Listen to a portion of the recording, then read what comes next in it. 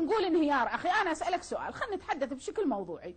البيشمركه القوه التي لا تقهر، مو كنا نصفق ونغني صار لنا سنين ومنظومه انبنت قبل الجيش العراقي ايش وقت انبنى ورا السقوط، هم قبلنا ب10 سنين يبنون وتسليح وخبرات واسرائيل وامريكا ودنيا كلها. البيشمركه 5 دقائق ما صمدت وقاموا تعالوا يا فلان والحقنا يا علان وجيبه. الجيش الامريكي اللي نحكي به الان، انت البارحه تصريح او اول البارحه يقول 100 ضربه جويه الامريكان يقومون. اسالك بالله كم شبر من العراق حرروا؟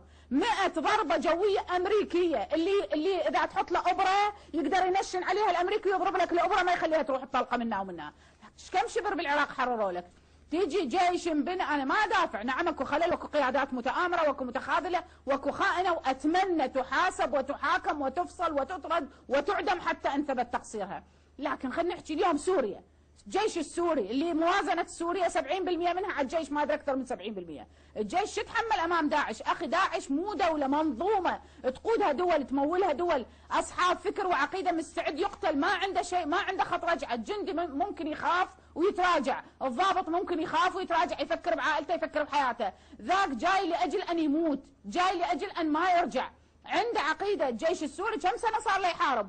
حرر وخلص من داعش. البيشمركه الخارق القوه لا تقهر قدرت توقف ضد داعش.